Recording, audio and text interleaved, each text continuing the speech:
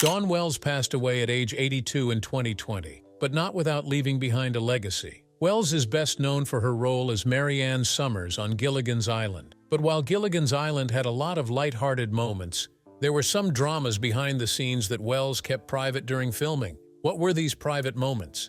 Join us as we dive into the untold secrets of Gilligan's Island and the life of Dawn Wells. Early success. Dawn Wells was born in Reno, Nevada, to Evelyn Steinbrenner and Joe Wesley Wells. Her father owned a local construction company called Wells Cargo, though not to be confused with the trailer manufacturing company of the same name. She grew up in the bright, open landscapes of Nevada, where her curiosity began to shine early on. Dawn graduated from Reno High School, where she was known not just for her good looks, but also for her intelligence. After high school, she enrolled at Stevens College in Columbia, Missouri, originally majoring in chemistry. But while science fascinated her, her heart was slowly being pulled toward the stage. Realizing her true passion lay in the arts, she transferred to the University of Washington in Seattle, where she majored in theater arts and design. In 1960, she proudly graduated with a degree that would guide her into the world of acting. She was also a member of the Alpha Chi Omega sorority, where she built friendships that would last a lifetime. Her first major public spotlight came in 1959 when she won the title of Miss Nevada. That honor sent her to Atlantic City, where she represented her home state in the Miss America 1960 pageant. Though she didn't place in the top 10, the experience helped open doors in Hollywood and gave her the confidence to chase her dreams. Soon after, she packed up and headed to Los Angeles, ready to take on the entertainment world. Like many young actresses in Hollywood at the time, Dawn started with small parts in popular TV shows and worked her way up. Her early roles included appearances in series like The Roaring Twenties, The Joey Bishop Show, 77 Sunset Strip with Ephraim Zimbalist Jr., and Cheyenne with Clint Walker. These guest spots gave her the chance to work with some of the most recognized faces of that era and helped her hone her craft. She became a familiar face in Western and detective dramas, which were incredibly popular on television in the 1960s. She guest starred on Maverick with Jack Kelly, Bonanza alongside Lorne Greene and Dan Blocker, Wagon Train, Tales of Wells Fargo, Lawman, and The Wild Wild West with Robert Conrad. Dawn had a natural warmth and spark that made her stand out on screen, even in smaller roles. Her talents weren't limited to Westerns either. She showed off her versatility in modern dramas and crime shows, appearing on 87th Precinct, Surfside 6, Hawaiian Eye, Ripcord, The Detectives, and the FBI. She had a way of bringing heart and charm to every role, whether she was playing a ranch girl in the Old West or a modern woman caught in a mystery. As time went on, she continued to appear on television through the 1970s, 80s, and even into the 2000s. She popped up on shows like The Love Boat, Fantasy Island, Matt Houston, Growing Pains, Herman's Head, Three Sisters, Pastor Greg and Roseanne, where she shared the screen with stars like Ricardo Montalban, William Ragsdale, and Roseanne Barr. No matter the decade, Dawn Wells remained a beloved and familiar face in American homes. Before she became a household name as Mary Ann on Gilligan's Island, a role that would define her career, Dawn had already built a solid foundation in television. Her early years in Hollywood proved she wasn't just another pretty face. She was a talented, dedicated actress who brought depth, kindness, and professionalism to every project. From her beginnings in Reno to the stages of the Miss America pageant and finally to the silver screen, Dawn Wells' early life and career were marked by ambition and grace. Dawn Wells on Gilligan's Island. When Dawn Wells first auditioned for Gilligan's Island, the show didn't seem like anything particularly special. It was just another sitcom trying to find its place on television. In an interview with People magazine in 2018, Wells explained that she wasn't even the first actress to play the role of Mary Ann. The original pilot featured a different woman in the part, but the creators decided she didn't have the right personality for the role. They wanted someone with more charm. Wells shared that the character of Mary Ann had actually started out very differently. At first, she was written as a secretary named Bunny, who worked at a talent agency in Los Angeles. But then the producers decided that a more innocent and wholesome character would fit better. So they turned her into a sweet farm girl from Kansas, a perfect match for Wells' fresh-faced, down-to-earth vibe. She remembered how casting came down to something as simple as hair color. There were many actresses who auditioned for Marianne, but it ultimately depended on who would be cast as Ginger. At one point, the character of Ginger was supposed to be a teacher, but when they changed her into a glamorous movie star, they started picturing someone like Marilyn Monroe in the role, a classic blonde bombshell. However, when actress Tina Louise auditioned, she nailed the role. With her light red hair, the producers felt they needed someone who would stand out next to her in black and white film. And that's where Dawn, a brunette, fit in perfectly. She joked that's how they ended up with little old me. Wells would go on to play Marianne Summers for the show's full run, 98 episodes over 3 seasons. Though the show would go on to become a pop culture classic, she explained that she and the cast didn't benefit much financially from its long-term success. Back in those days, shows had to hit 100 episodes to qualify for syndication deals that brought in residuals. Gilligan's Island ended just 2 episodes short. On top of that, many of the early episodes were filmed in black and white, which made them less valuable for future reruns. She admitted that no one on set expected the show to have such staying power, as it was just a fun, silly comedy at the time. Despite the lack of big money or awards, Wells never regretted her time on the show. She said it had been a joy to go to work and to bring the character of Marianne to life. The set was a happy place, full of laughter and kindness. According to her, the entire cast got along well and they truly felt like a family. Even the slapstick comedy, like the skipper smacking Gilligan with his hat, was all in good fun and never meant to be mean-spirited. Wells was proud to have been part of such a beloved show, and she treasured the relationships she built with her castmates. She believed that one of the special things about Gilligan's Island was how the cast treated each other, with respect, support, and lots of laughs. Censorship and objectification. When Gilligan's Island first hit TV screens in 1964, it seemed like harmless fun. But behind the scenes, the show's wardrobe caused quite a stir with the network censors. Dawn Wells, who played the sweet farm girl Marianne Summers, revealed in a 2018 interview with People that CBS had some serious concerns, not about the storylines, but about her belly button and co-star Tina Louise's cleavage. The show's producers had asked Wells, then 26, to tie up her gingham shirt to show a bit of skin, but exposing her navel was a big no-no. Even back then, sex sells, she explained. But as soon as the belly button made an appearance, the shorts were raised to cover it. Meanwhile, Louise's outfits as the glamorous Ginger Grant had to be styled carefully to avoid too much cleavage. Sherwood Schwartz, the show's creator, once joked to his wife that he couldn't get a break between Tina's tits and Marianne's navel.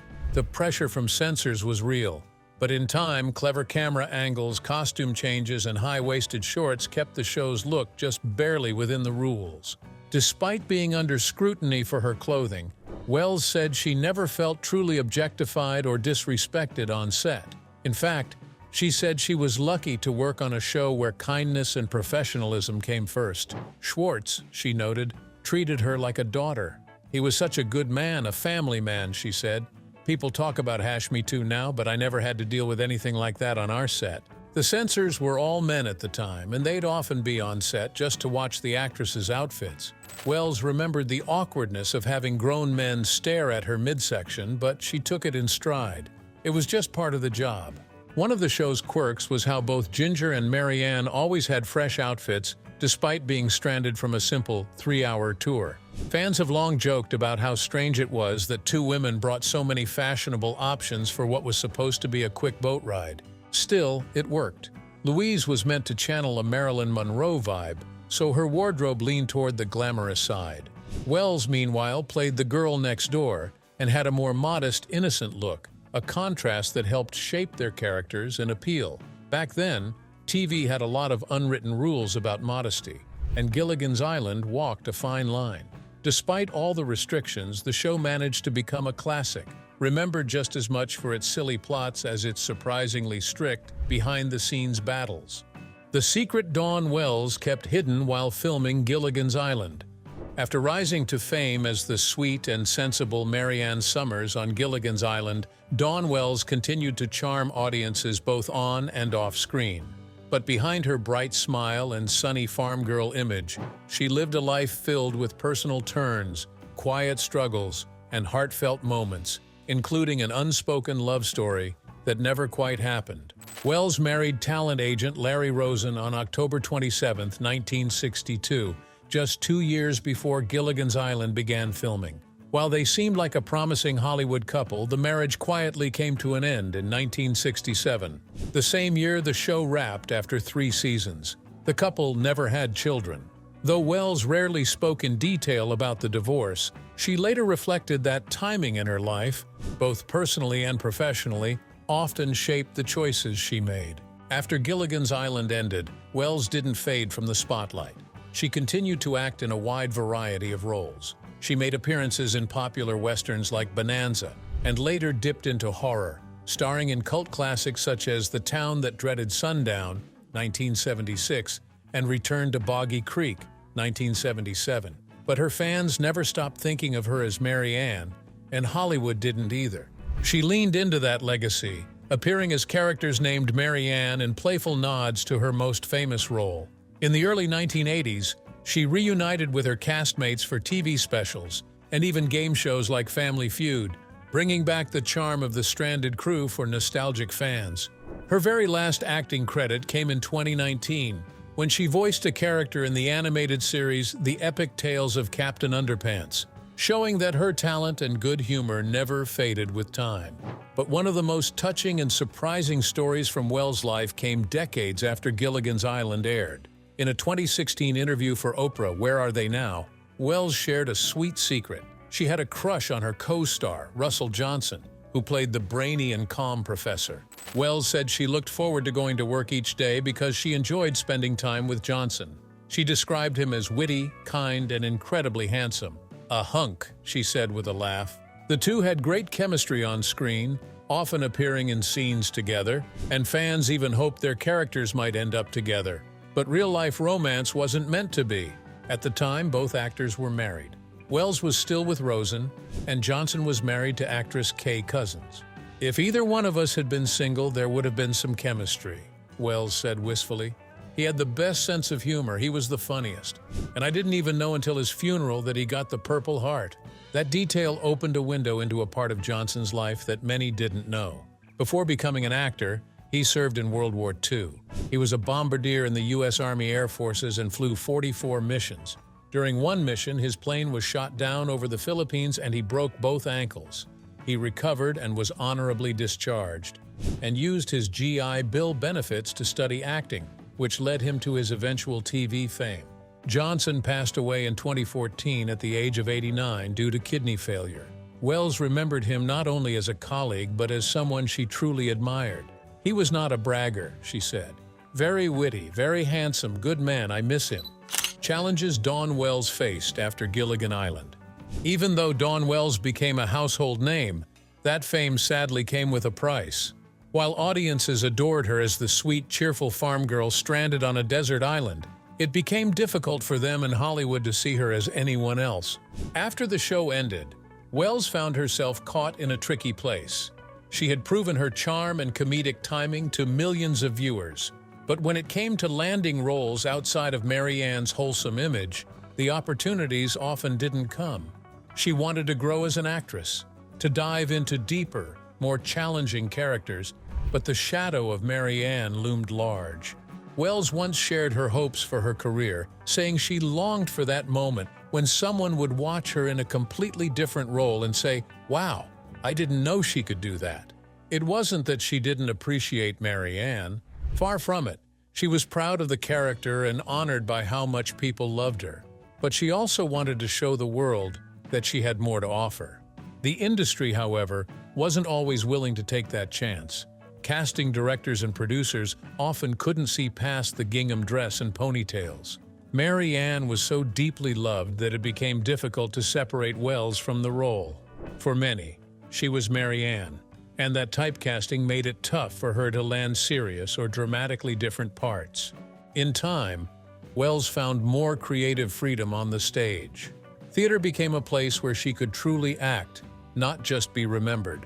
Unlike film and television, where old roles can follow you for decades, Stage performances are fresh each night, and audiences come with fewer expectations. On stage, she could explore complex emotions, rich characters, and stories that allowed her to grow as an artist.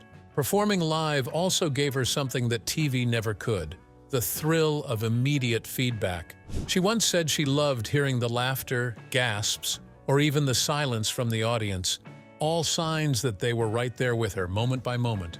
Though her career may have been boxed in by one unforgettable role, Wells never lost her passion for acting. She kept performing, kept connecting with her fans, and kept searching for that one role that would surprise everyone. Dawn Wells' financial challenges.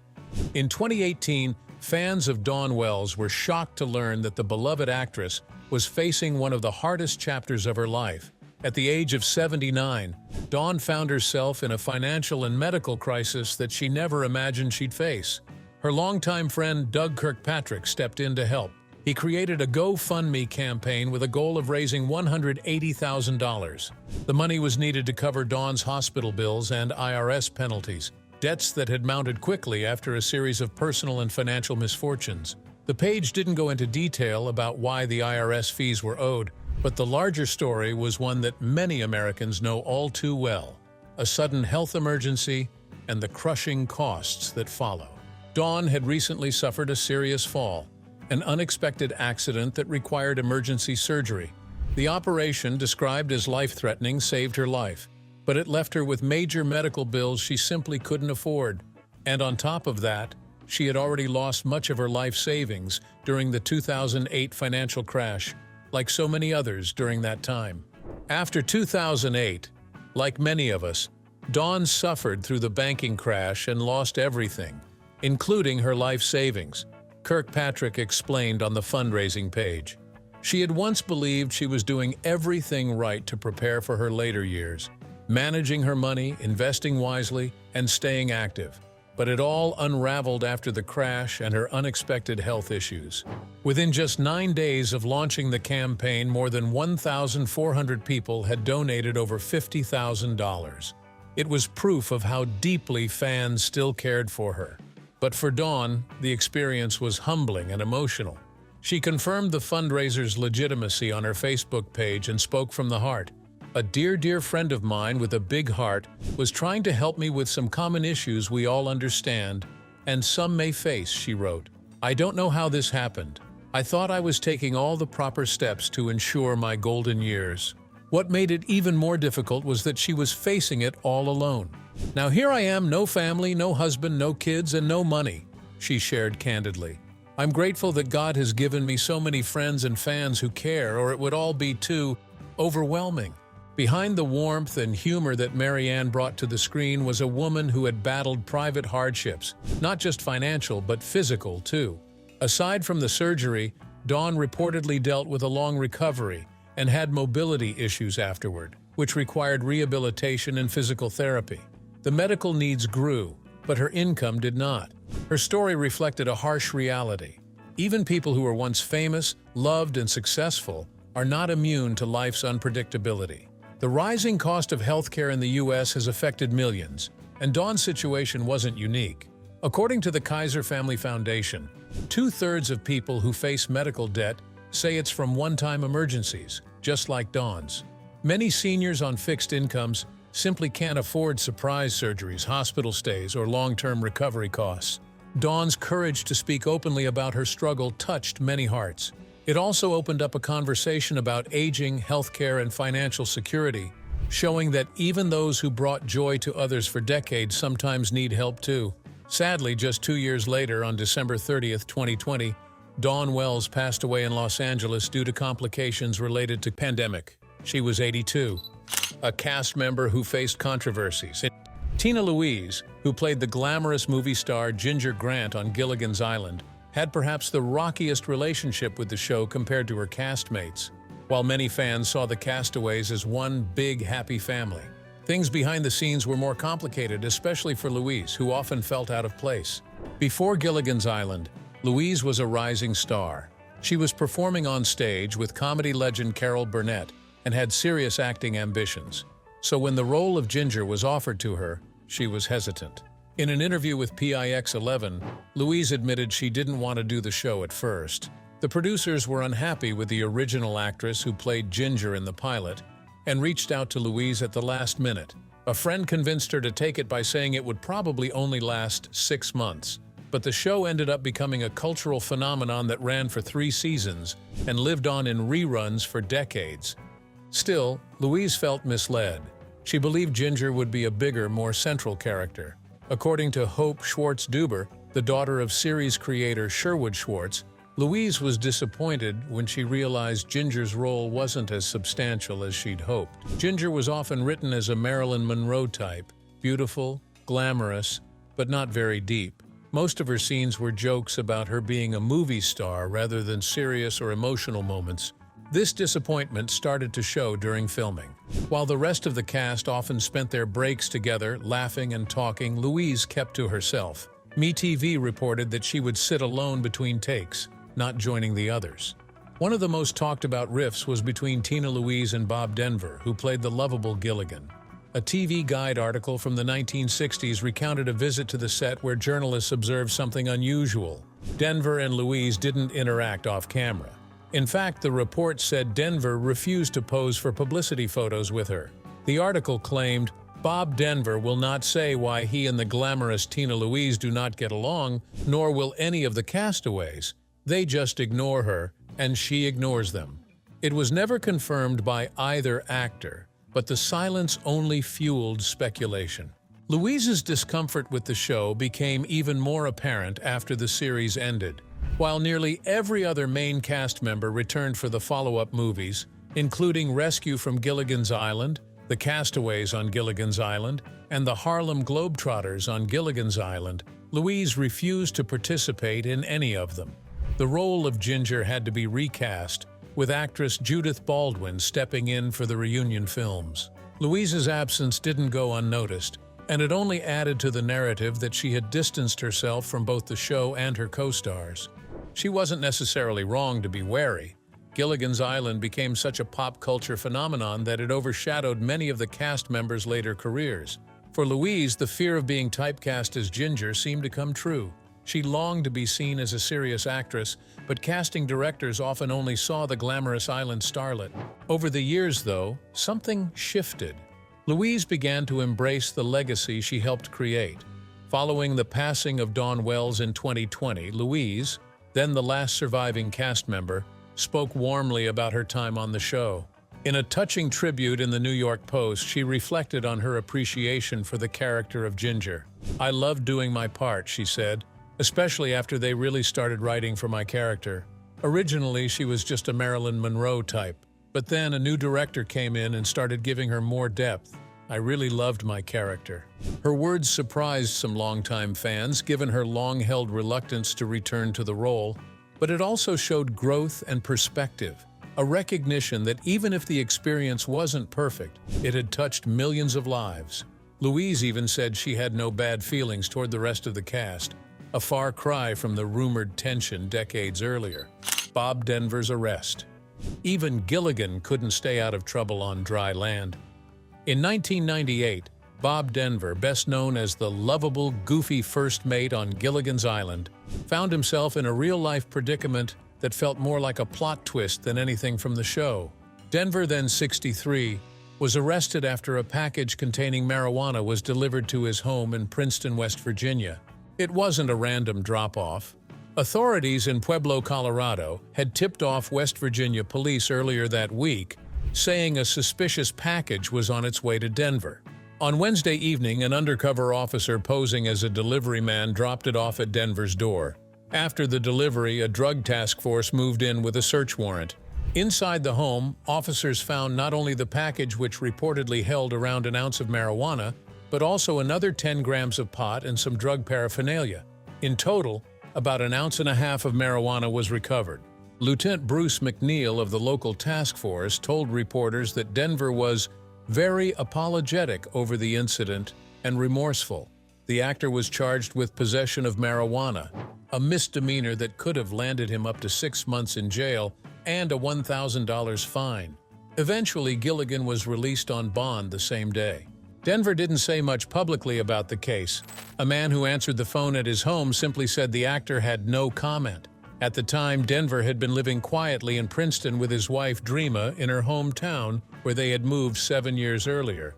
Though it was a far cry from the tropical hijinks of Gilligan's Island, the arrest was sort of a reminder that even beloved TV icons have their own personal struggles.